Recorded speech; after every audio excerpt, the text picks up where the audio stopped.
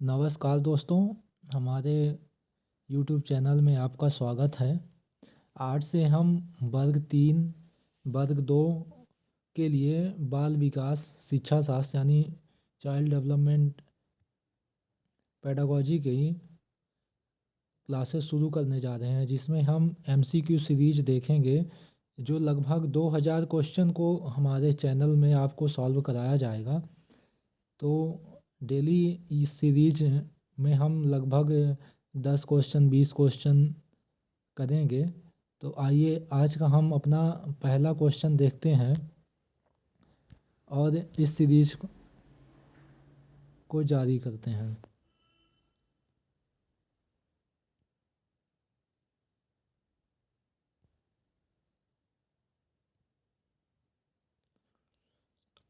तो आज का हमारा पहला क्वेश्चन है कि सीखी गई बात को धारणा यानी कॉन्सेप्चुएशन और पुनः स्मरण रीमेमोराइजेशन करने में असफल होना क्या है। अगर हम कोई थॉट्स को सीखते हैं और उसको हम पुनः स्मरण यानी मेमोराइज करने में असफल हो जाते हैं, कोई भी कॉन्सेप्ट को पुनः याद करना यानी मेमोराइज करना में असफल हो जाते हैं, उसे हम क्या कहते हैं? धारणा, स्मरण, चिंतन व विस्मरण। तो इसका सही आंसर होगा विस्मरण। विस्मरण क्या होता है? जब हम किसी चीज़ को भूल जाते हैं उसे हम विस्मरण करते हैं। जब हम किसी कॉन्सेप्ट को याद करने यदि मेमोराइज करने में असफल होते हैं उसे हम विस्मरण कहते हैं। आज का हमारा दूसरा क्वेश्चन है कि समस्या समाधान क्षमताओं को किस प्रकार सुसाध्य किया जा सकता है, यानी प्रॉब्लम सॉल्विंग कैपेसिटी को किस प्रकार हम उपयोग यानी सुसाध्य उसका सही तरीके से उपयोग कर सकते हैं। तो इसमें हम ऑप्शन देखते हैं। समरूपों को इस्तेमाल को बढ़ावा देकर यानी सिमिलैरिटीज के इस्तेमाल को बढ़ावा देकर। तो ये जो है तो ये निगेटिव है, ये ऑप्शन नहीं होगा। विद्यार्थियों में डर की भावना पैदा कर विद्यार्थियों को हमेशा हमें डराना नहीं चाहिए, उनमें डर की भावना को दूर करना चाहिए, इसलिए ये भी आंसर नहीं होगा, ये निगेटिव है। लगातार अभ्यास और कार्यान्वयन पर जोर देकर, ये ऑप्शन हो सकता है, तो इसको हम साइड कर लेते हैं और चौथा ऑप्शन भी देख लेते हैं। समस्याओं के हल हेतु अटल प्रक्रियाओं का इस्तेमाल को बढ़ावा देकर, यहाँ पे अटल प्रक्रिया है यानी कॉम्प्लेक्स प्रोसेस है, ये भी निगेटिव है। इसको भी हमें छोटे बच्चों को नहीं सिखाना चाहिए, क्योंकि वो सिंपल टू कॉम्प्लेक्स सीखते हैं, सरल से कठिन की ओर सिखाना चाहिए। इसलिए हमारा जो ऑप्शन होगा वो ऑप्शन नंबर सी होगा, लगातार अभ्यास और कार्यान्वयन पर जोर देकर। आज का हमारा तीसरा क्वेश्चन है कि निम्न में से कौन सा विस्मृति का कारण नहीं है, यानी जब हम किसी चीज़ को याद करने में सक्षम नहीं होते, भूल जाते हैं, तो उसका कारण कौन सा नहीं है। तो सीखने में कमी, अगर हम किसी चीज़ को सीखेंगे ही नहीं तो उसको याद कैसे करेंगे, इसलिए ये कारण है। मानसिक द्वंद्व, हमारे जो मानसिक विचारों में मतलब मानसिक क्रियाओं में जो द्वंद्व उत्पन्न होते हैं, जब हम किसी चीज़ में मतभेद हो जाते हैं, पहचानने में असक्षम हो जाते हैं, उसे हम मानसिक द्वंद्व कहते हैं। तो ये भी क्या है, ये कारण है, विस्मृति का कारण है, सीखने में कमी भी कारण है। अगर हम किसी चीज़ को अच्छे से नहीं सीखते तो हम उसको भूल जाते हैं, इसलिए ये कारण है। स्मरण करने की इच्छा जो है तो ये मन की क्रिया है, इसलिए ये ऑप्शन इसका सही आंसर जो होगा तो स्मरण करने की इच्छा होगा। सीखने की जो दोषपूर्ण विधियां हैं तो ये विस्मृति का कारण है। लेकिन स्मरण करने की इच्छा, हम किसी चीज़ को अच्छे से सीख जाते हैं तो उसको अच्छे से स्मरण कर लेते हैं, इसलिए ये स्मृति का कारण है, विस्मृति का कारण नहीं है। तो इसका जो सही आंसर होगा वो होगा ऑप्शन नंबर बी।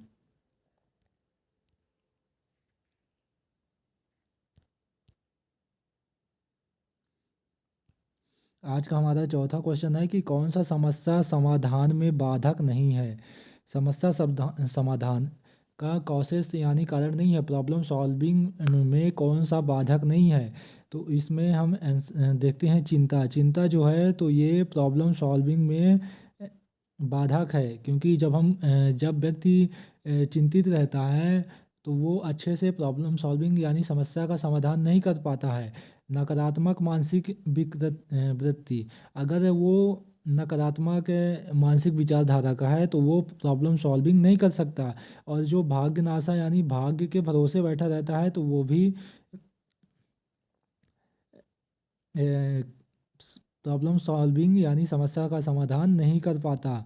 तो और इसमें एक ऑप्शन है सूझ। सूझ यानी समझदारी, जो समझदारी है तो वो सूझ से ही प्रॉब्लम सॉल्विंग को किया जा सकता है, इसलिए सूझ जो है समस्या समाधान का बाधक नहीं है। तो इसका आंसर सही होगा ऑप्शन नंबर ए।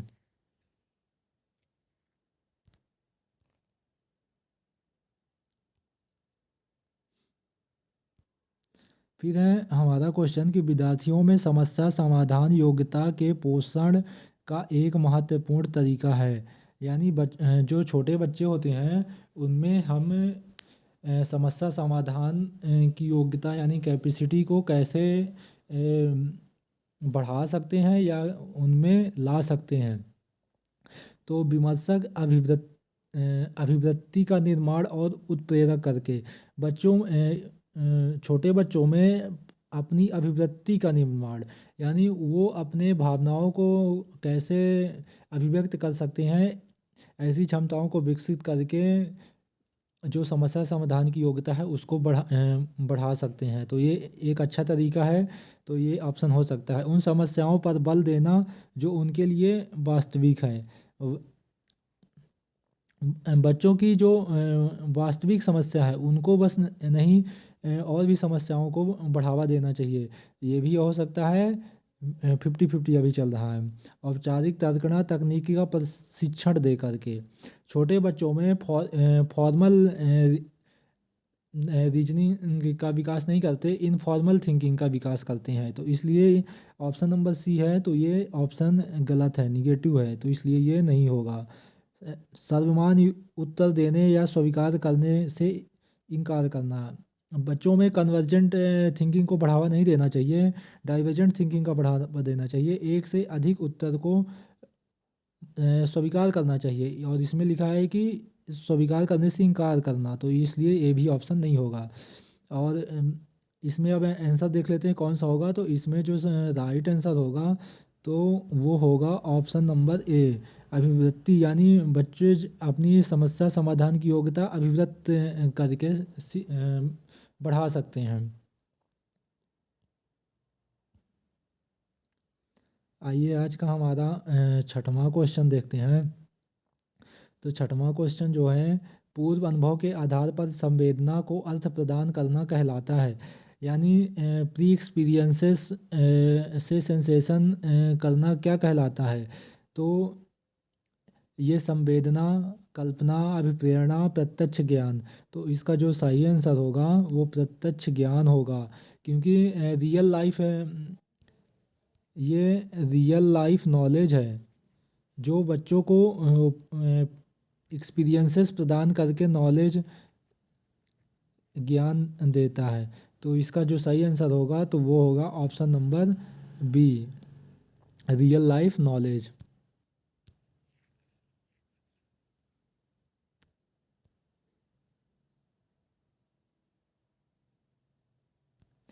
फिर है कि किस प्रकार की स्मृति को असक्रिय स्मृति भी कहा जा सकता है। तो असक्रिय यानी जो not performing, not activated memory है, उसे वो किसे कहते हैं। तो जो संवेदी स्मृति यानी सेंसेशन स्मृति होती है तो वो कितने में वर्क करती है, लगभग 1 से 2 सेकंड तक ही हमारे दिमाग पे रहती है। लघुकालीन जो स्मृति रहती है तो वो लगभग 5 से 10 सेकंड तक ही हमारे दिमाग पे रहती है, और लॉन्ग टर्म में जो मेमोरी है तो 15 से 20 मिनट रहती है। संचयन यानी किसी भी मेमोरी यानी एक्सपीरियंसेस को हम अपने दिमाग में स्टोर करते हैं तो उसे संचयन कहा जाता है। तो इसमें पूछा है कि असक्रिय स्मृति किसे कहते हैं, तो असक्रिय स्मृति जो है तो दीर्घकालीन स्मृति को असक्रिय स्मृति कहते हैं। तो इसका राइट आंसर होगा दीर्घकालीन स्मृति।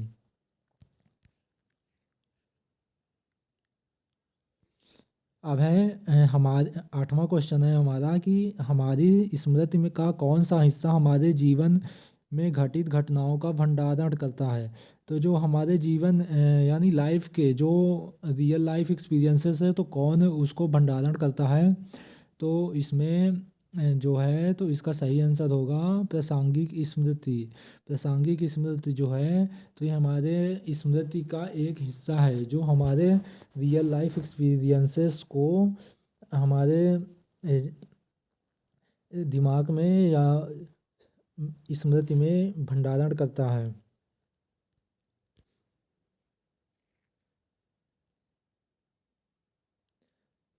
फिर आज का हमारा 9वां क्वेश्चन जो है तो ये एक मनोवैज्ञानिक से है कि चिंतनशील सोच की चर्चा जो है तो किस वैज्ञानिक ने की थी। डेवी, रॉस, वुडवर्थ और ड्रेवर ने। तो जो चिंतनशील जो सोच है तो इसको किसने परिभाषा दिया था, इसमें किसने चर्चा की थी, तो इसमें डेवी जो मनोवैज्ञानिक थे तो इन्होंने चिंतनशील सोच के बारे में चर्चा किया था। फिर 10वां क्वेश्चन है हमारा कि डैश के अनुसार बच्चों के चिंतन के बारे में सामाजिक प्रक्रियाओं तथा सामाजिक संदर्भ में प्रभाव को समझाना आवश्यक है। सामाजिक यानी सोशल एक्सपीरियंसेस और कल्चरल एक्सपीरियंसेस के बारे में किसने बताया है, तो इसको जो है सोशल और कल्चरल के बारे में है हमारे ये लेव वैगोस्की जी ने बताया है। और जीन पियाजे ने संज्ञानात्मक विकास, जीन पियाजे जो हैं तो इन्होंने संज्ञानात्मक विकास के बारे में बताया है।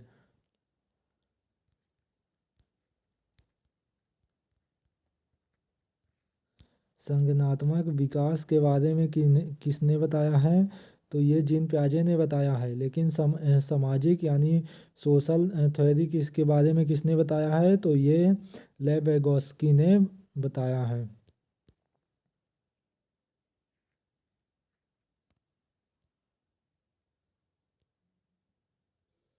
एक समस्या सुधारक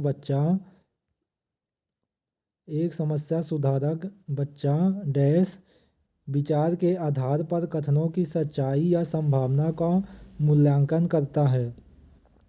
तो इसके ऑप्शन है सौंदर्यबोध, सृजनात्मक, तार्किक, अमूर्त।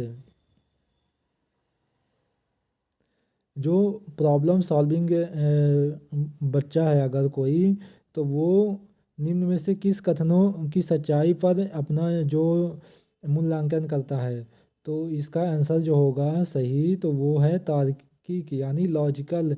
वो लॉजिक के माध्यम से वो कोई जो है तो लॉजिक के माध्यम से कोई प्रॉब्लम को सॉल्व करता है। तो इसका जो सही आंसर होगा वो है तार्किक यानी लॉजिक। समस्या समाधान विधि में दूसरा चरण कौन सा होता है। जो प्रॉब्लम सॉल्विंग मेथड है उसके स्टेप्स होते हैं, तो उन स्टेप्स में जो दूसरा चरण है दूसरा स्टेप्स होता है तो वो कौन सा होता है। तो इसमें ऑप्शन दिए हुए हैं कि परिकल्पनाओं का निरूपण करना, परिकल्पनाओं का परीक्षण करना, समस्या का अभिज्ञान और परिभाषा और निष्कर्ष। तो जो इसमें पहला स्टेप है तो वो होगा ये समस्या का अभिज्ञान और परिभाषा, ये पहला स्टेप है। लेकिन जो दूसरा स्टेप है परिकल्पनाओं का निरूपण करना यानी उसको पहचानना, तो ये दूसरा स्टेप है। और परिकल्पनाओं का परीक्षण करना ये तीसरा स्टेप है, और चौथा इस पर स्टेप है निष्कर्ष निकालना। तो इसका जो सही आंसर होगा वो होगा परिकल्पनाओं का निरूपण करना, ऑप्शन नंबर ए। तो 12 का इसमें होगा ऑप्शन नंबर ए।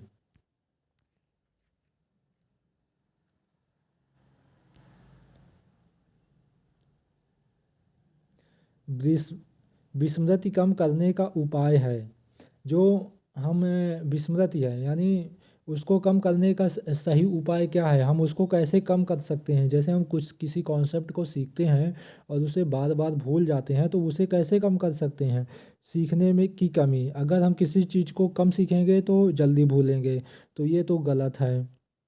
सीखने की त्रुटिपूर्ण विधि, अगर हम गलत प्रकार से सीखेंगे तो गलत जल्दी भूलेंगे, तो ये भी ऑप्शन सही नहीं है। तो पाठ की पुनरावृत्ति, यानी पाठ को बार बार दोहरा करके हम किसी चीज़ को लंबे समय तक याद कर सकते हैं।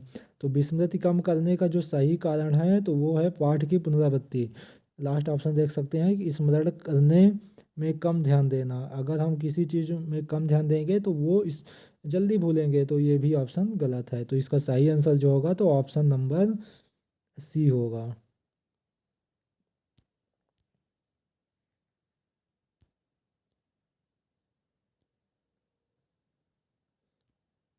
फिर है चिंतन प्रारंभ होने के लिए क्या आवश्यक है।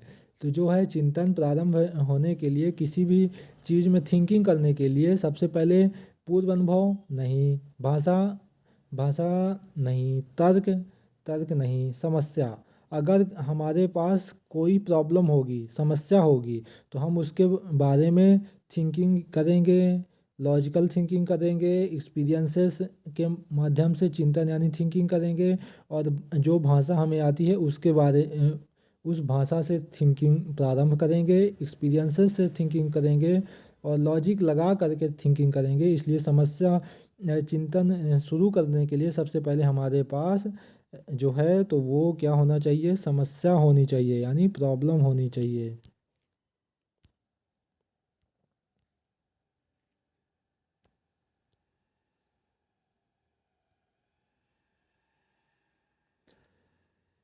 फिर आज का लास्ट क्वेश्चन जो है, तो यदि कोई शिक्षिका चाहे कि उसके विद्यार्थी समस्या समाधान कौशल प्राप्त कर लें, तो विद्यार्थी को ऐसे क्रियाकलापों को लगाना चाहिए जिनमें वो हो।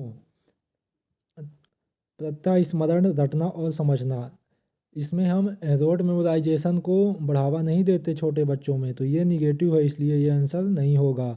बहुविकल्पी प्रश्नों वाले स्तरीकृत कार्यपत्रक, छोटे बच्चों में बहुविकल्प के ऑप्शन को नहीं रखते हैं, वहाँ उनके एक्सप्लेनेशन यानी विस्तृत वाले ऑप्शन रखते हैं, तो ये भी नहीं होगा।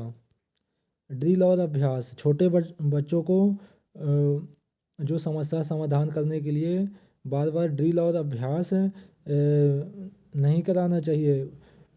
इस ड्रिल से जो है तो रोट मेमोराइजेशन का बढ़ावा मिलता है, इसलिए ये भी निगेटिव है। तो इसका जो सही आंसर होगा तो पूछना, तर्क करना और निर्णय लेना, बच्चों में लॉजिकल थिंकिंग को बढ़ावा देना चाहिए।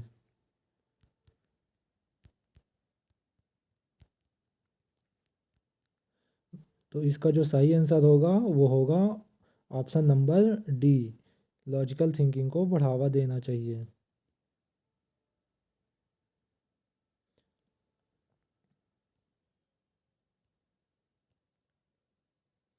तो बच्चों आज के ये हमारे 15 जो क्वेश्चन हैं तो सीडीपी के सब्जेक्ट के हैं। इसी तरह डेली सीरीज चलेगी। आज ये हमारी पहली सीरीज है, कल दूसरी सीरीज रहेगी एमसीक्यू की, जिसमें भी हम 15 क्वेश्चन करेंगे सीडीपी के। तो आप सभी लोग हमारे यूट्यूब चैनल से जुड़िए और वर्ग 3 की तैयारी करिए। इसमें हम डेली जो है सीडीपी के क्वेश्चन को सॉल्व कराएंगे।